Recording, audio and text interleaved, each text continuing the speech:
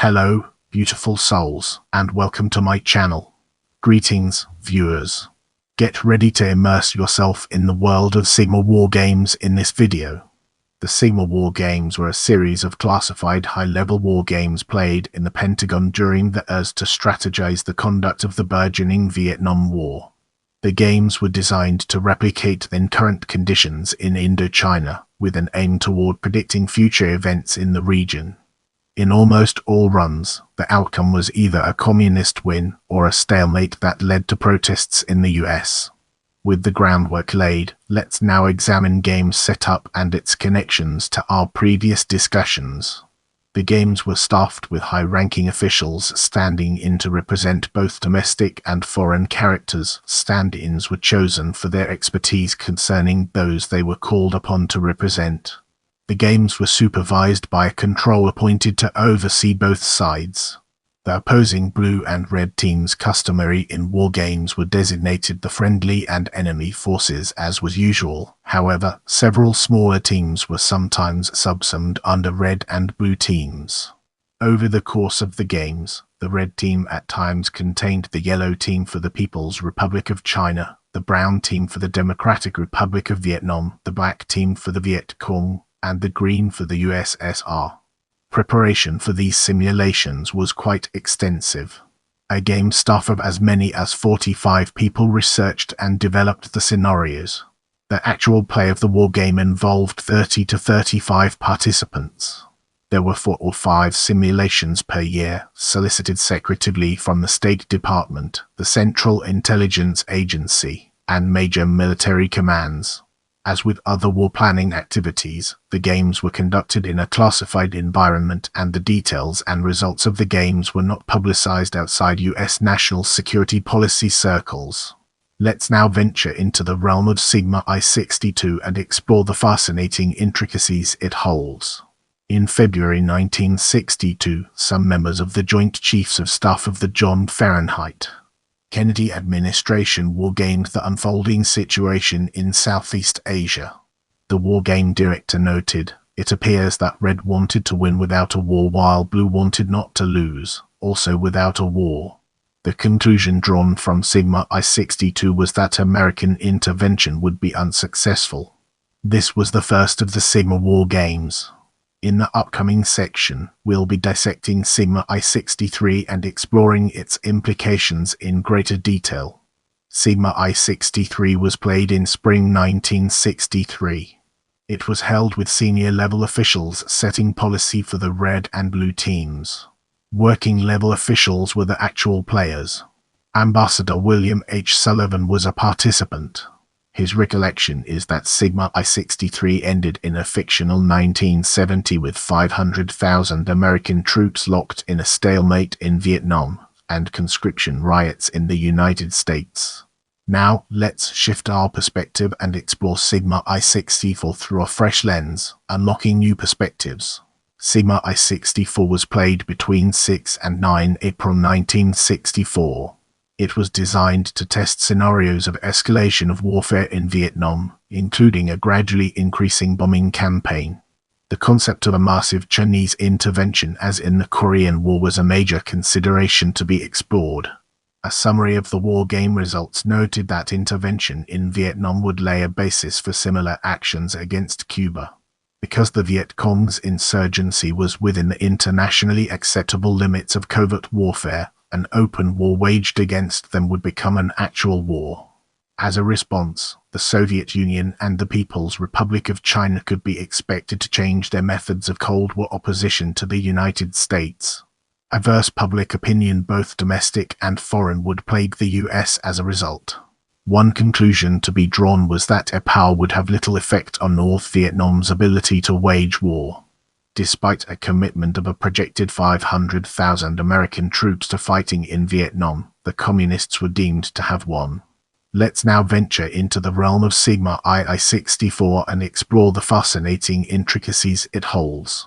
Sigma I-64 was scheduled as a follow-up to Sigma I-64. It was designed, run, and umpired by the RAND Corporation. It took place between 8 and 17 September 1964.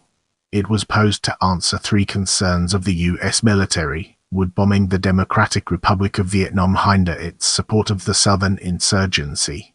Conversely, would the bombing help the South?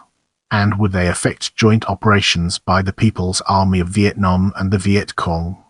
Overall, game results were discouraging. Vietnam's agricultural economy was largely self-sustaining, with imported foreign aid supplying its technological needs. With gameplay so closely paralleling real-life plans and events, it was concluded that raising the necessary American troops would require a state of national emergency within the United States. The increase in manpower would come at the expense of lessened domestic political support. It would take another military action as prominent as the Tonkin Gulf incident to justify that escalation. Most importantly, Sigma II's results undercut the basic assumption that a gradually escalating aerial campaign could lead to U.S. victory.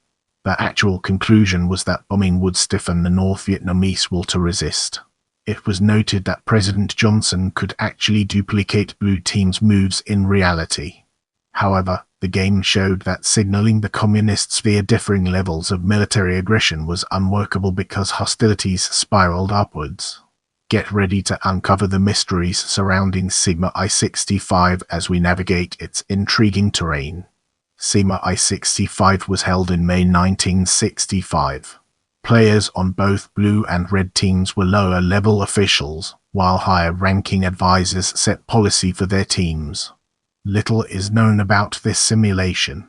As we progress through this video, let's now turn our gaze towards Sigma II-65.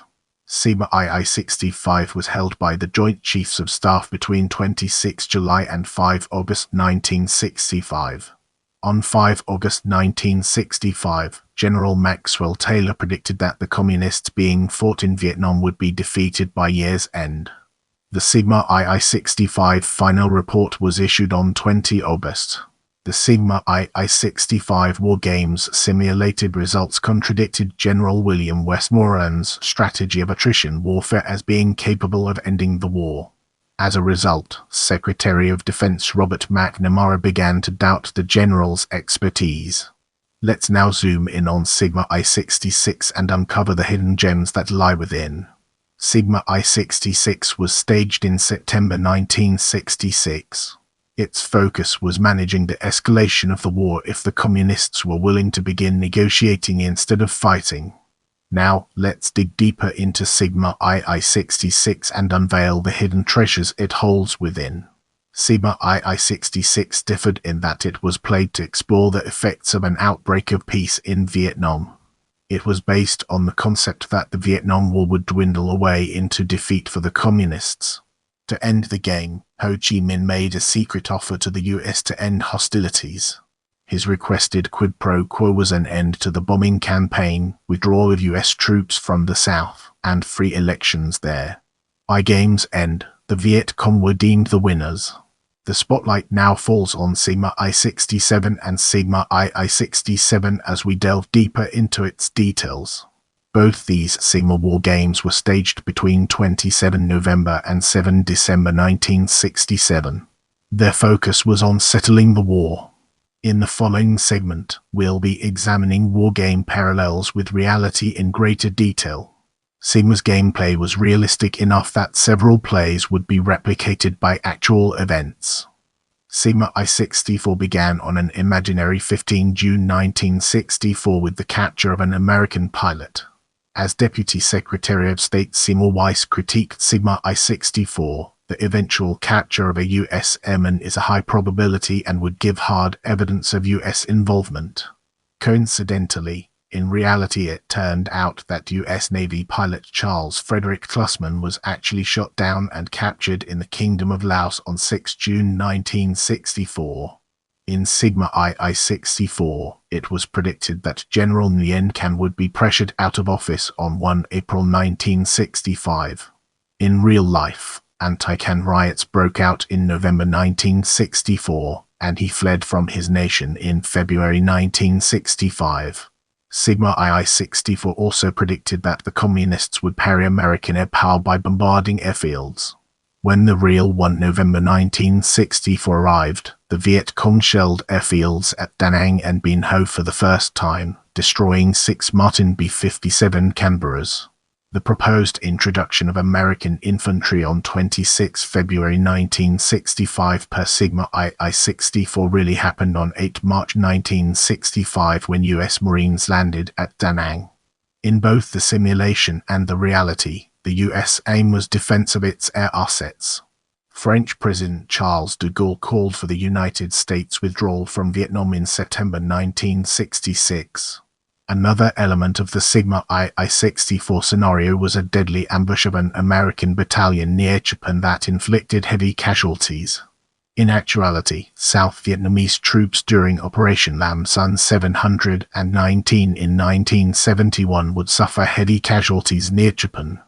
Haiphong Harbor was mined in May 1972. Prominent military historian H.R. McMaster terms the Sigma War Games results as eerily prophetic. I hope you learned something new today. Let me know what you found most interesting in the comments below.